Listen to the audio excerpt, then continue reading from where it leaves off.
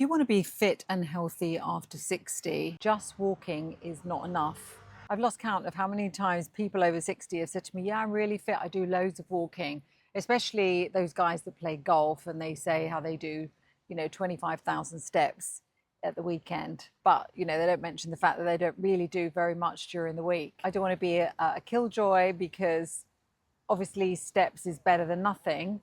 But at the end of the day, steps are activity rather than exercise. And if you think after 60 walking is enough, it really, really isn't. But don't worry, by the end of this video, I will tell you what is enough, and it isn't as much as you think, but it is different to just walking. So starting off with walking, there's nothing wrong with it. It's absolutely brilliant. So many benefits. You've got the cardiovascular benefits for a start, blood pressure, it's joint friendly. There's the social aspect. You can do it whenever you want. There's no barriers to entry. You can do it with people of any ages. So if you're 90, you can walk with your 9-year-old grandchild. It's low impact compared to running, isn't it? So, it's accessible to any fitness level. The mental clarity that you get from walking and thinking, they really do go together.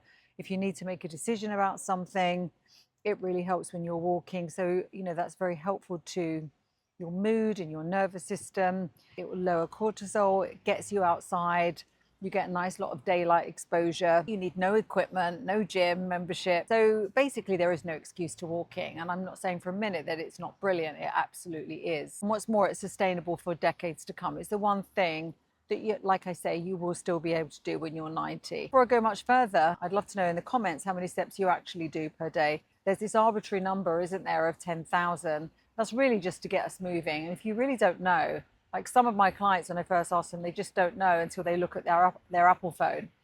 Have a little look at your Apple phone and see what it tells you. You might be surprised. You could be way under 10,000 or above it. I don't know. But look, the good news is if you are walking already, then that is fantastic. But that won't work for you after 60 if what you want is to maintain optimal health. The reason being is that muscle mass declines quite significantly every decade after 30, anything between 3 to 8%. And that starts to accelerate as we get older. And sadly, walking doesn't reverse this decline. The problem is that walking is not loaded enough to create any type of muscle synthesis. There's just not enough weight in our bodies to put our muscles under enough stress and pressure to keep them growing. We do need to stay strong, our muscles, because if you think about what you need when you get up out of a chair, you need your ankle mobility, you need your flexibility around your other joints, your knees, your hips, but you need that muscle mass, that strength in your quads, in your hamstrings, and in your calves. If you think about the natural decline of that as you age, you've got to be doing something, haven't you, to continue to at least maintain that, if not build it. Walking just doesn't do that. What's more, besides strength, is that you need muscles to stabilize your balance. That's why we see older people, they fall over more frequently because they're losing muscle mass. So number one, they're losing strength. And then secondly, they're becoming wobbly and they're more likely to fall over and break something. So muscle always keeps our balance. It's what keeps our strength. But it also is essential for our metabolism as well. And our metabolism does slow down as we age. So walking alone also doesn't preserve that. So there's this cardio trap, like I said, that people think that if they do a bit of cardio, the job's done. And the science in plain English is that isn't the case. There's this thing called sarcopenia. You've probably heard of it. And that is what I've been talking about. That is the decline of muscle mass, the literal shrinkage of our muscle material. And once the muscle goes, the bone is exposed, and not just that, but our bone density starts to decline. It really is a case of use it or lose it, explained as simply as I can. There is some general research on resistance training and longevity outcomes as well. The falls, the independence, mortality risk, and that definitely links weight training with longevity. I didn't start weight training until I was over 54. Up until that point, I was your typical cardio bunny. And it was amazing what happened when I just made that transition. And it wasn't like I had to start going to the gym every single day or doing really, really heavy weights. So let's move on to the thing that you can do just alongside your walking to make an absolute transformation. And that is resistance training twice a week. So let me explain what that actually means for beginners. What it doesn't mean is having to join a gym, having to learn how to use big barbells and dumbbells, and having to go through, 4 or 5 workouts a week. You can start very light with just body weight. So it will be simple things like standing up out of a chair and sitting back down 10 times. It will be things like press ups. It will be things like leaning against a wall and just squatting and then standing up again. And once you can do that and you're used to it, and it's amazing how quickly the body advances, it will be adding resistance bands to that. So, putting the bands around your legs, around your knees, and as you stand up, pushing your knees out towards those bands. Incidentally, if you're really not sure what I'm talking about, just put something in the comments saying plan for me, and I will send you a very simple plan for beginners. Once you've used the bands and you're used to those, you can add on dumbbells. So I've had an 87-year-old client who's never done any of this before, starting with a standing up and sitting down. Because if you look around you, you will see that people, as they get up, they're like, oh, and struggle with it, instead of just popping up. So basically, once you are used to that and the body just come along very, very quickly, then progress that by adding weights. So now when you get up, you're holding weights and then you're putting them back down, and then you're standing back up again with the weights and you're sitting back down. So that doesn't require a home gym. It just requires a pair of dumbbells and you can do it from your sofa. The other thing that obviously the walking is not doing is it's not changing your grip. And again, grip strength is very much associated with longevity. So you can work very specifically on your grip. You can carry heavy bags while you're walking. Once you're used to that, you can carry heavy dumbbells. And once you're used to that, you can put those up above your head as you walk.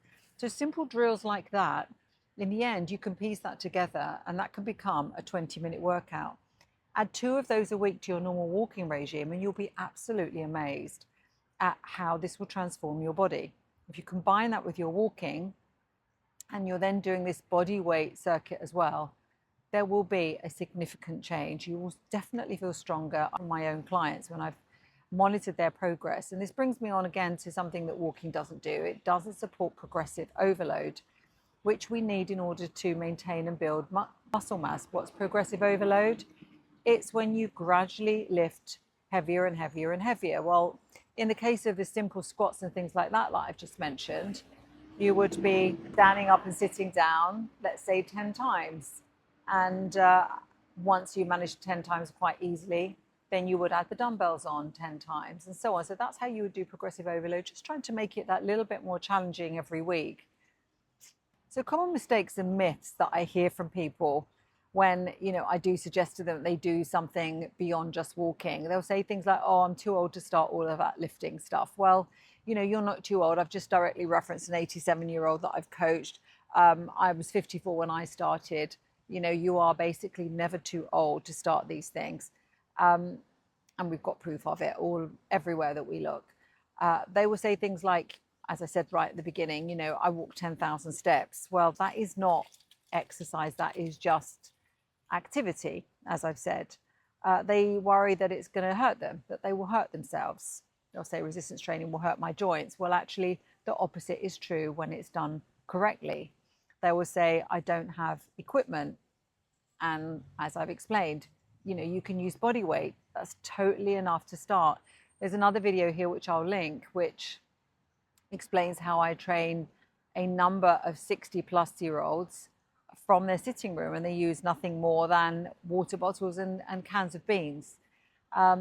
Another issue that people sometimes raise is that it's too complicated for them. They don't know how to weight train and they don't want to learn. Well, again, I can debunk that because it isn't complicated. I'll send you the plan, as I've just said earlier. If you want it, just type plan for me in the comments and I'll send it to you. They worry that they'll have to join a gym. They worry that, that will take up too much time or that it will cost them too much money.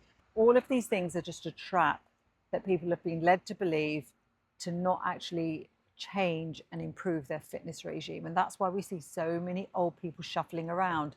I mean, you can see yourself, and it can't be a coincidence that it happens to everybody. And the truth is, it doesn't have to happen to us as we get older.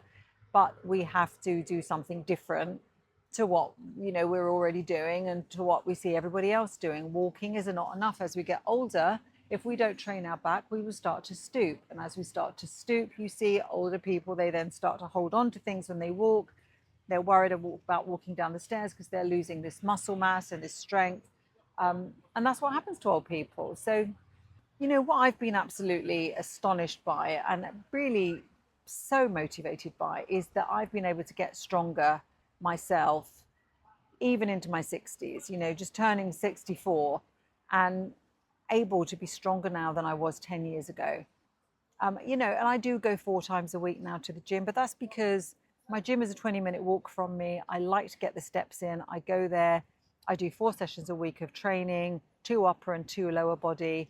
And that's because I know what I'm doing now, and I qualified as a PT. But the other times that I go to the gym, I do go because I like to have that same habit every day. I'll just do some incline walking on the treadmill, or, I may do a class every now and again, or I might get on the Stairmaster. But yeah, it's only 4 weight training sessions, and they're only 45 minutes. And like I say, I've learned what to do, and it's not necessary. All through COVID lockdown, I just trained exactly the same, and I trained from home.